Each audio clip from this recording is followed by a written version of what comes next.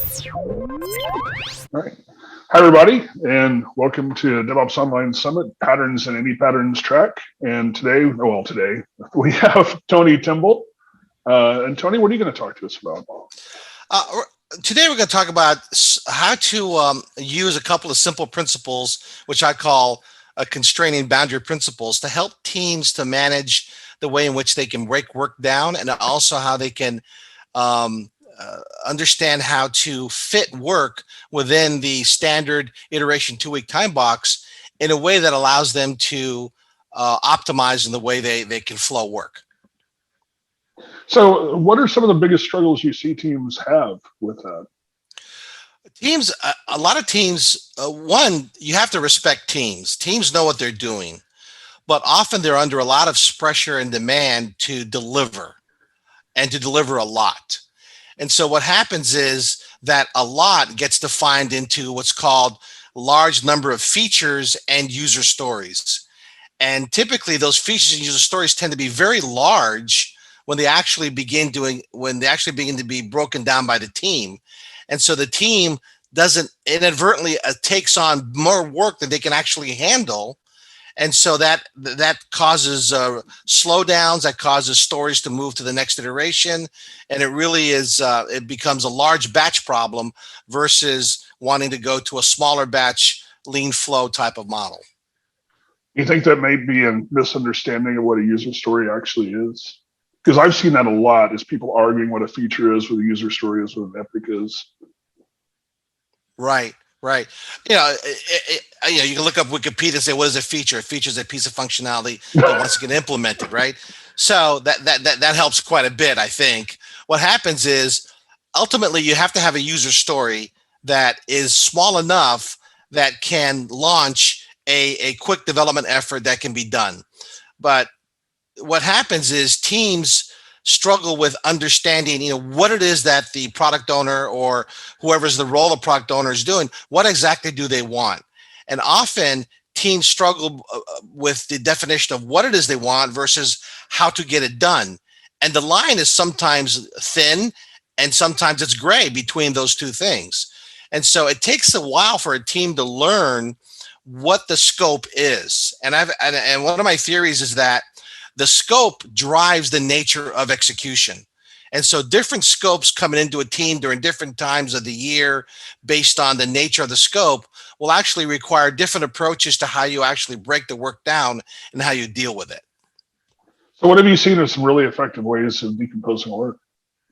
So there's the classical methods of splitting stories and looking at the data paths, the workflows, and all those different elements. And those are good methods and techniques. But what I like to do is I like to trust teams. I like to help teams and say, look, you as a team, you know yourself.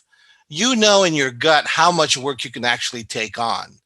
So rather than struggle with the actual content of the features and user stories that are being thrown to you at all different directions, whether PowerPoints from the managers and marketing, whether it's a bunch of documents and white papers they send to you and say, hey, we need this functionality.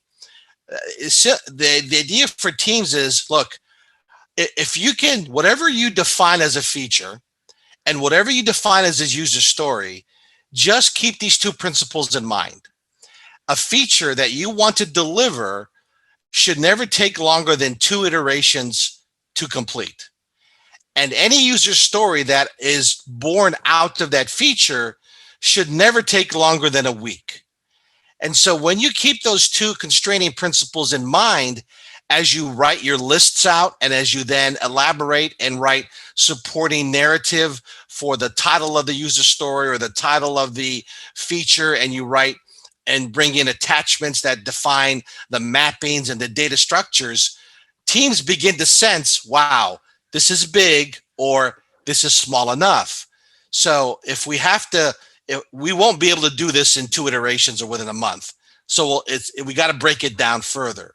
And so once you have those constraining principles to sort of suggest work breakdown, then those other techniques can be employed to decompose a story or a feature into its natural parts, whether those parts follow the technology stack, vertically, obviously, not horizontally, or whether they follow some other natural decomposition that the team begins to understand. But that's advanced. A lot of high performing teams were once low performing teams, Yeah. and and they got to high performing because they began to tell themselves the truth, which is we can't deliver everything. We have to be able to say no to some things, and let's learn what it is that we can actually deliver over these time boxes. And so that's what those constraining principles are meant to help teams to use as a technique. I totally agree. I think that I first learned it actually about constructive constraints with photography. That There you go. I'm in a photography group, and there was a thing we went through where we're doing a scavenger hunt, and the scavenger hunt imposed constraints around how you would take a photo, and you had to level up. Yep. And I started applying those same principles to software delivery. Is that we need to do CI. Everybody needs to be on trunk today, which means that we've got hard time boxes that are going to force us to make sure that the information we have in the stories is really, really clear so that we can get that done. And that's a good point, because a CI commitment, continuous improvement or continuous delivery commitment, in itself has a natural constraining boundary, in the fact that time is that boundary, right?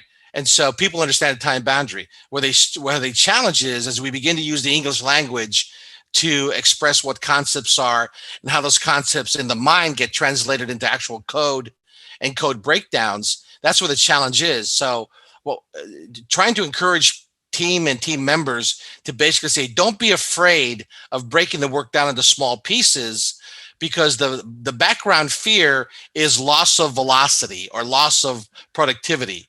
They think, well, if we can't deliver this a lot, people will think that we're not doing our job. And so you got to get away from that fear and say, look, the more you break the work down, the more you move to a lean and small batch model of your work, actually you'll be able to deliver more in these time boxes. And so a lot of that is also fear-based, in the fact that if we break work down too small, we're not going to be able to deliver something meaningful. And I say, no, that's not true. You can, your team is a great team. You can deliver something very meaningful in a very short period of time. Well, and you're also less likely to deliver something that's not meaningful at all. One of I've tried to internalize the Agile mindset, right? Which is the requirements are wrong, or we misunderstood them, or they'll change before we deliver. And so we're trying to optimize our flow for that truth. I mean, what do you think about that? No, say that again. I really liked it, but it was really deep. I'm sorry. Yeah. So the requirements are wrong, or we misunderstood them, or they'll change before we can deliver. And one or more of those is always true. That I agree with that. And so, and I like the fact that the requirements are wrong, because the initial communication is always flawed, because a person has a context by which they communicate. So the moment you start communicating something, you're assuming a receiving context. You're assuming that the person on the other end has a context to receive what you're saying, and that's not always true. So just like in classic communication of transmission and acknowledgement, same thing happens with human beings. You have to be able to say, okay, this is what I'm saying, but the words that I use may not mean the same thing as the words that you have in your mind. So we have to have that conversation. So one of the great things about the user story form, as a role, I want a goal so that I can have a benefit. It forces you to have that conversation around the different parts of who, what, and why in a way that spurs that conversation. And that was one of the reasons why I built the product that I did, Agile Ready, which is to begin to move into deploying user story ratings and machine language learning on the user story inventory that a company has, so that they can begin to see success patterns in what they've written. Because while user stories are disposable, they are still valuable, and their history is still valuable. And so where I'm heading with that is a data mining approach to saying, look, what can we learn from our past user story patterns that can help us do better user stories in the future along not just narrative explanation, but also size and decomposition. No, that's interesting approach. I haven't heard of that before. I'm going to have to go look into that some more. What have you seen high performing teams do well? I mean, what did they do to become high performing teams? So one, they're learning. They're always doing retrospectives, and they always are disciplined about actually putting one of their retrospective items, one or two of the retrospective items, in the backlog or in the next iteration. So rather than have a retrospective item that sits in some email or some board, they actually write a user story, which with whether you point it or not or make it a spike, it's sort of irrelevant. Yeah. However you do it, but put the story, the retrospective improvement idea in the backlog for the next iteration. So it's there. It's in front of everybody. You're doing the daily stand-up. You're talking about it. Whether the story is shared by everybody as far as improvement, or whether it's a task by one or two individuals, it's there.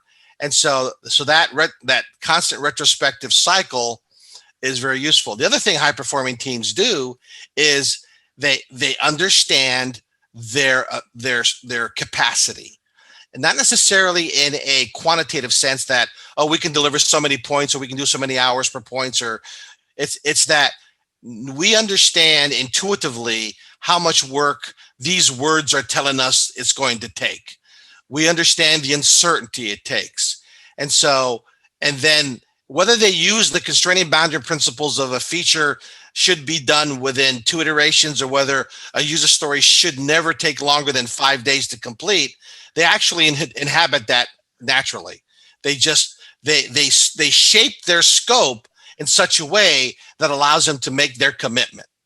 And so one of the things I wrote another blog post along the same line on the constraining boundary principles. I actually call them scope shaping principles. They help you shape your scope to fit within the time box that you want, so that you don't overcommit. And high performing teams, they measure themselves by very one simple metric: zero escape rates. High performing teams have zero escape rates. And now occasionally they may have something that's completely out of their control, but generally they're consistent. They never let a story escape the iteration. They get it done, or else they don't commit to it. No, I think that's important. I think it's much more important to be consistent and to understand what you can do than to overcommit. And then all it does is bring down more pressure on you. That, if you told people you can do something, you can't get it done, then it's just more pressure. Yes, a lot more pressure. And it doesn't help anybody. And all it's going to do is reduce your quality, which also doesn't help anybody. It doesn't matter if you delivered, if it's delivered something that's broken. Right. Yeah, exactly. High performing teams deliver high quality too. And then therefore they never build up technical debt, which then becomes a real burden that sometimes becomes a real problem for some teams and some organizations. Well, and I heard you talk once about alternatives to user stories. I'm intrigued. Sure. So there's the moment, in IT, right, or in software, the moment someone comes up with an idea, someone's going to say, "Hey, that doesn't work for me. I want to give you an alternative." And so some alternatives have been developed for user stories, but it's amazing how solid the as a role, I want a goal so that benefit has remained steady as sort of de facto standard.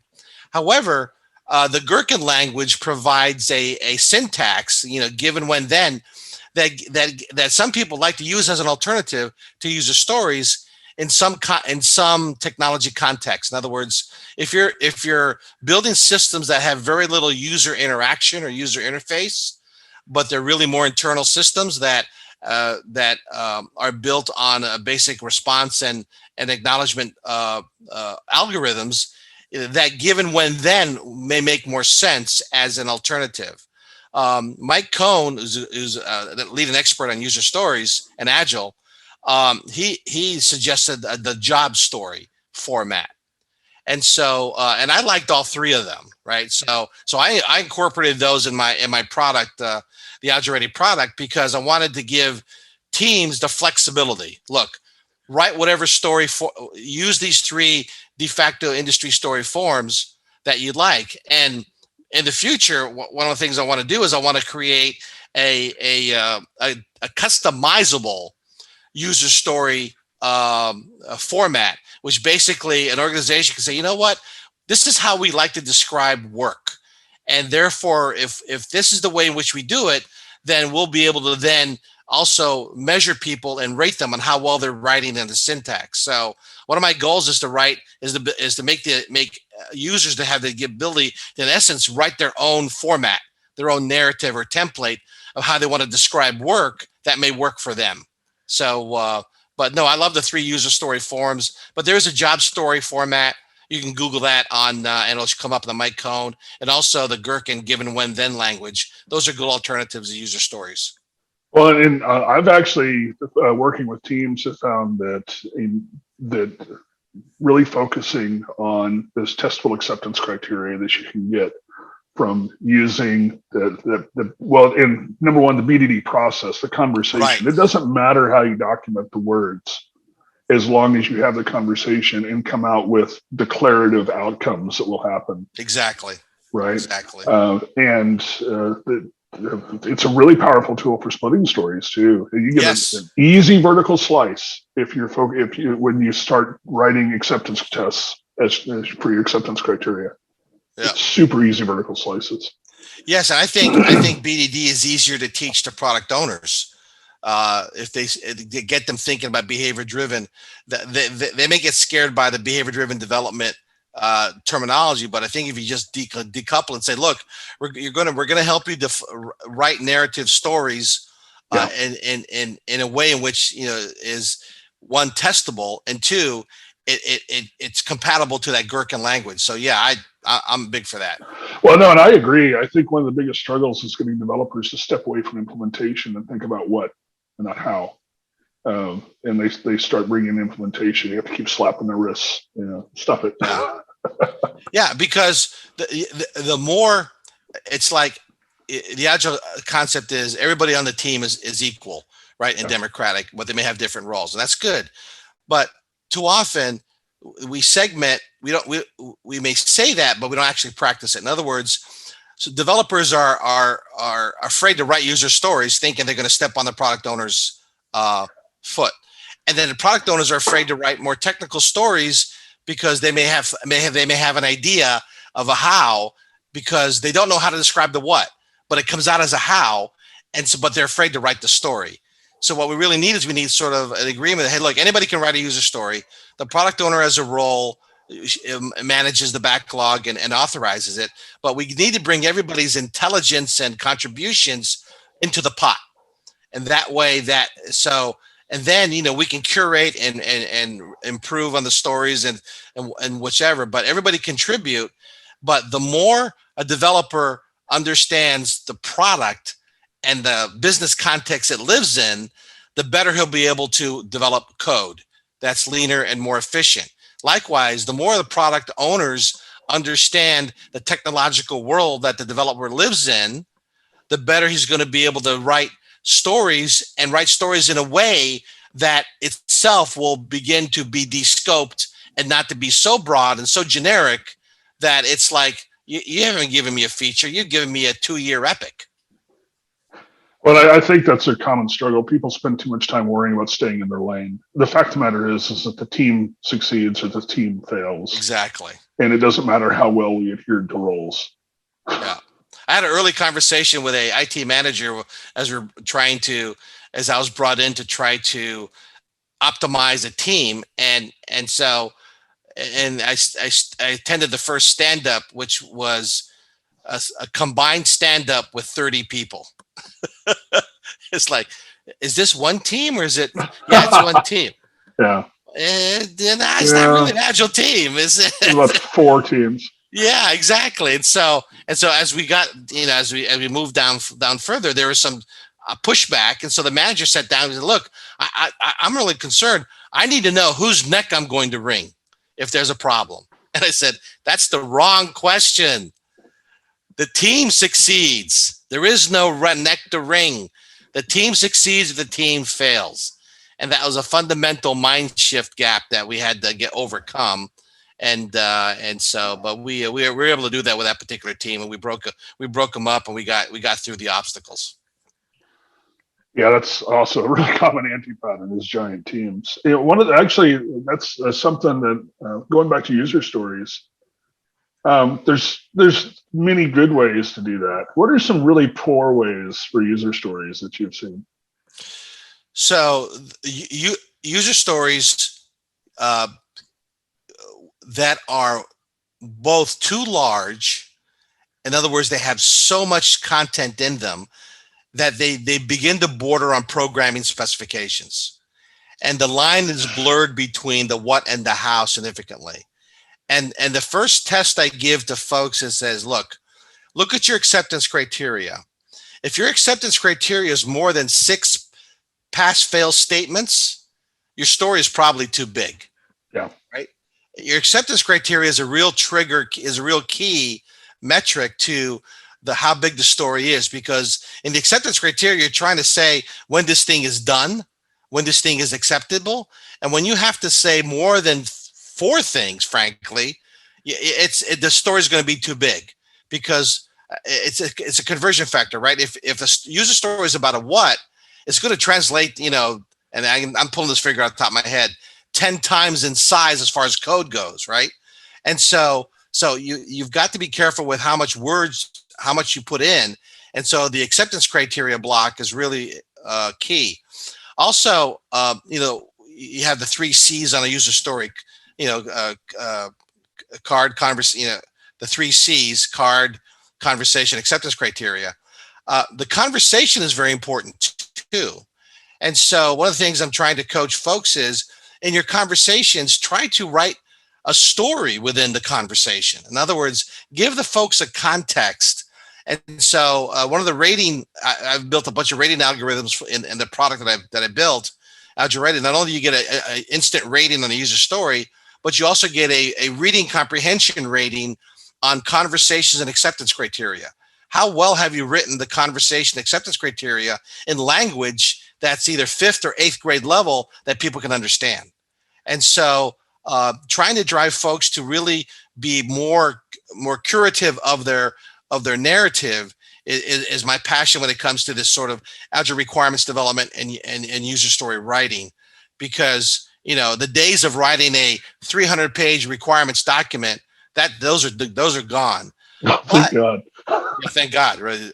But you still need the depth of that expertise. It's just that the mythology that you can know everything at one point in time is gone, has been exposed.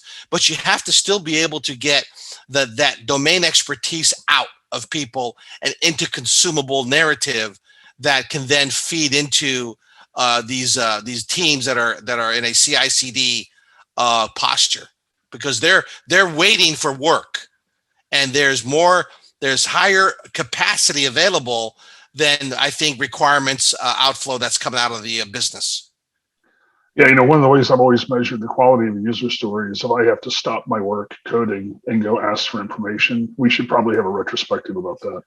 Exactly. That's a great measure. That's a great measure. So Tony, any final advice you have for anybody? Actually, I do. If you're in an organization and you're struggling with flow and struggling with perhaps your planning, the boundary between plan execution seems to be slow. Your teams are not quite as what I would call optimized or efficient. Look at who your product owners are. And so for me, someone asked me once, if you could wave a magic wand, what would you wish for? I'd say I'd wish for every product owner to be a business person, to be someone that reports to a product manager, and that person is a business person first. And then he can learn the skill of being an Agile team member fairly easily, and he can understand the technology and grow for it. But he's got to understand the business. Too often we have a shortfall of product owners that are either from IT who play a proxy role, and they will never be able to make a business prioritization decision in real time. They'll have to always go back, which then slows the process down. So if there was anything I could do, I would say, look, if not every product owner in your business, in your organization is from the business side, is not being paid from the business side, then make that happen. And I think you'll begin to improve in the way in which your stories and your narrative, as far as features and what you want, your product designs, are going to come out a lot better. I agree. And in fact, from my perspective as a developer, I communicate that I am not a coder. I'm a business expert solving problems with code. Nice. And, and that's what we should all strive for. Exactly. And as whoever said that, software is eating the world, which is true. And frankly, every business today is a software business. Yep. Unless you're pure raw material data mining, right, or mining in the middle of a mountain, even then you got to have software that tells you how much you've gotten out, how much can you ship, how do we ship the supply. So software drives everything. And so, but the business needs to understand that they have to be business people, but the way to solve the world's problems is through software and code. That's awesome. So Tony, where can people get in touch with you and ask questions or read more of your stuff? Sure. So reach out to me at tony.timbol@agileready.net, just like it sounds, or visit my website at beagileready.com. I'm also available on LinkedIn, Tony Timbol. I've got a couple of profiles there. And I'd love to have a conversation. I've got a couple of blog posts on both on LinkedIn and also in other areas, and I'm writing more and more as I'm really passionate about this space of Agile requirements management and user story development. Awesome. Well, Tony, thanks so much for joining us at DevOps Online Summit, and it's just been really fun. Thank you.